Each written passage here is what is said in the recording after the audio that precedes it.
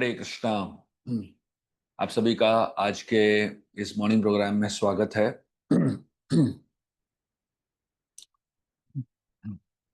आज हम गर्ग संहिता से एक बहुत ही सुंदर कहानी सुनने वाले हैं। अम, एक महान साधु थे जिनका नाम था आसुरी मुनि। ये एक बार भगवान कृष्ण, राधा कृष्ण के लीलाओं के पर मनन कर रहे थे। अम, एक पहाड़ है जिसका नाम है नारद पहाड़। उसके ऊपर असुरी मुनि अ, राधा कृष्ण के ऊपर अपने हृदय में मनन कर रहे थे। और जब वो हृदय में बहुत ही तीव्रता से राधा कृष्ण के ऊपर मनन कर रहे थे, अचानक राधा कृष्ण उनके हृदय से गायब हो गए। तो आसुरी मुनि जो है वापस राधा कृष्ण के ऊपर मनन करने की बहुत प्रयास करने के बाद बिल्कुल ही भगवान जो है उनके हृदय में उनको महसूस ही नहीं हो रहे थे। तो बहुत ही परेशान हो गए और आसुरी मुनि जो है बद्रिकाश्रम चले गए, ये सोचते हुए कि वहां पे नर नारायण ऋषि मिलेंगे और उनको देखने के बाद उनके हृदय को थोड़ी सी शांति मिलेगी। वहां पे पहुंचे तो उन्होंने देखा कि बद्रिकाश्रम में नर नारायण ऋषि भी नहीं है। तो आसुरी मुनि जो है हिमालय से सीधा लोकालोक पर्वत पे चले गए, जहां पे अनंत शेष निवास करते हैं। और वो सोचे कि भगवान अनंत शेष का सहारा लेंगे, लेकिन जब वहां पे पहुंचे उन्होंने देखा कि अनंत शेष भी वहां से गायब है। तो उसके बाद आसुरी मुनि जो है बहुत ही परेशान हो गए और वो सारे भक्तों का, अनंत शेष के भक्तों को पूछने लगे कि भगवान गए किधर। तो अनंत शेष के सारे जो भक्त थे वो एक दूसरे को देखने लगे और वो कहने लगे कि हमें पता ही नहीं है अनंत शेष चले के किधर गए। तो ये बहुत ही दुखी होके आसुरी मुनि जो है वहां से श्वेत द्वीप गए। उनको लगा वहां पे भगवान जरूर मिलेंगे, क्योंकि वो वहां पे अनंत शेष के शैया पे लेटे रहते हैं। लेकिन जब वो वहां पे पहुंचे श्वेत द्वीप पे, तो उन्होंने देखा कि श्वेत द्वीप में वहां पे भी भगवान नहीं है।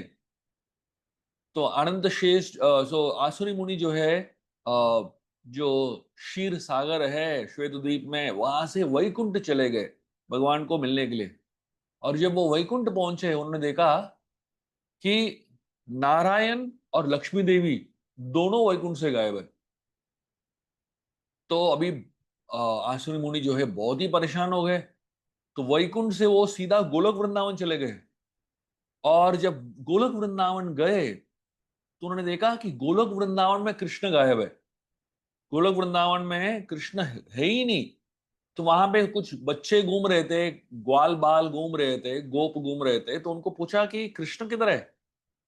तो उन्होंने कहा कि कृष्ण जो है अभी भौतिक जगत में है, वो अलग अलग लीलाएं कर रहे हैं। वो पहले वामन रूप में आए, पृष्ठि गर्भ के रूप में आए, उसके बाद वामन के रूप में आए।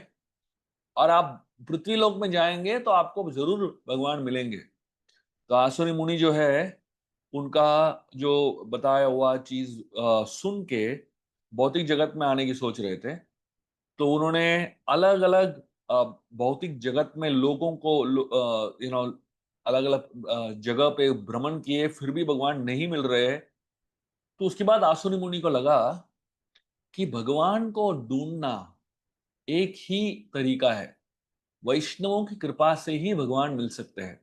ये सोचते हुए आसुरी मुनि जो है सीधा शिव जी के पास गए। और जब कैलाश पहुंचे तो वो शिव जी को बहुत ही नम्र निवेदन करने लगे कि मुझे भगवान दिख ही नहीं रहे हैं, वो मैं भगवान को महसूस ही नहीं कर पा रहा हूं।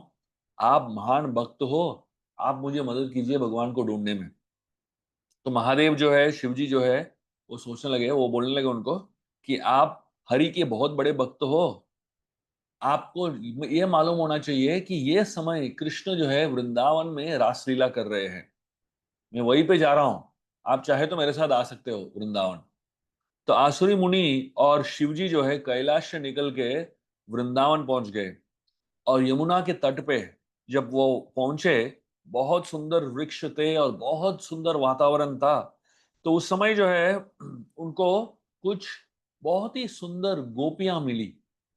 तो शिवजी ने इन सारे गोपियों को पूछ लिया कि हमें कृष्ण का दर्शन करना है, तो आप कृपया बताइए कि कृष्ण का दर्शन कैसे करें। तो ये सारे गोपियां जो है बहुत ही आ, सुंदर तरीके से हंसने लगी और बोलने लगी कि शिवजी, आपको ये मालूम नहीं है क्या, वृंदावन में एक ही पुरुष है, बाकी सब स्त्रियां हैं। यहाँ पे आप पुरुष रूप में जाओगे तो आप कृष्ण को बिल्कुल नहीं देख पाओगे। तो ये सोचते हुए तो शिवजी बहुत ही भ्रमित हो गए। तो इन गोपियों ने कहा, आपके अंदर एक ही गलती है, एक ही टूटी है, एक ही कमी है, जिसकी वजह से आप कृष्ण को नहीं देख पाओगे, कि आप पुरुष भाव में हो, आप पुरुष के रूप में हो। क्योंकि आप पुरुष के रूप में हो, आप कृष्ण का दर्शन नहीं कर पाओगे। तो उन्होंने कहा, अगर आपको कृष्ण को देखना है तो आप दोनों को गोपी बनना पड़ेगा।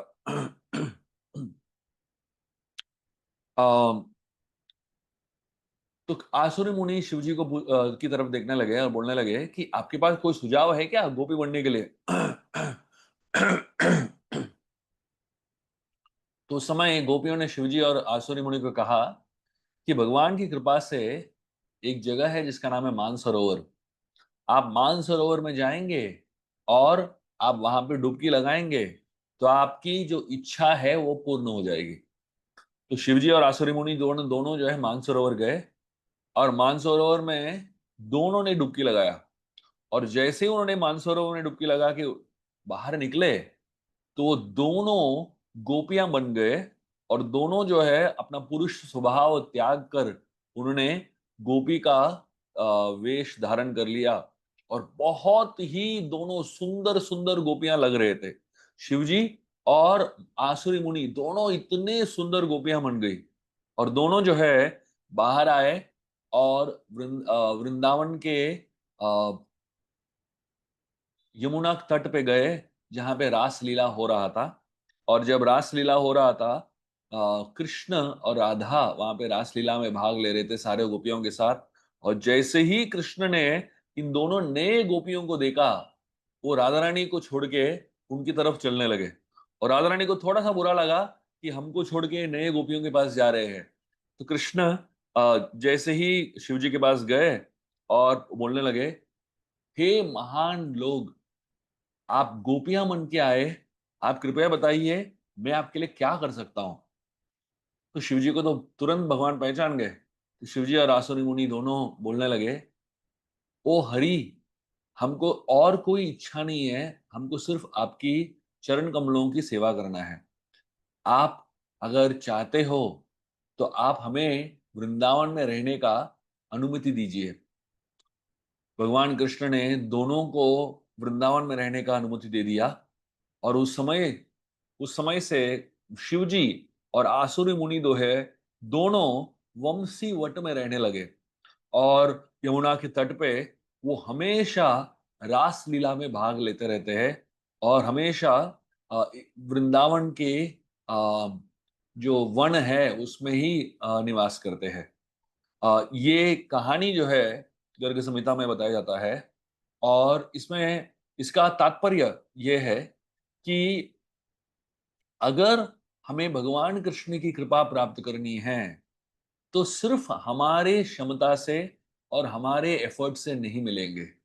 हमें भगवान कृष्ण का सानिध्य, भगवान कृष्ण का कृपा प्राप्त करना है तो हमें कोई वैष्णव को ही लेके जाना पड़ेगा।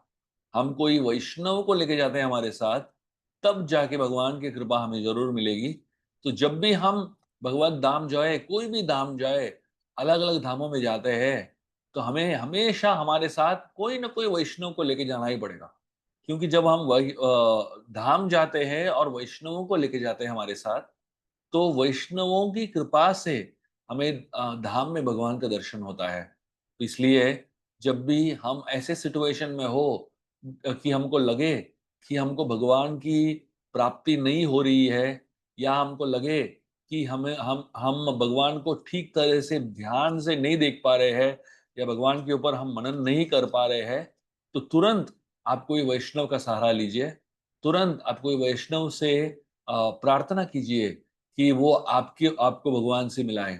भगवान वैष्णवों की कृपा से भगवान जरूर मिलते हैं, और वैष्णवों के अनुरोध से भगवान हमें कृपा जरूर देते हैं। बहुत बहुत धन्यवाद। हरे कृष्णा।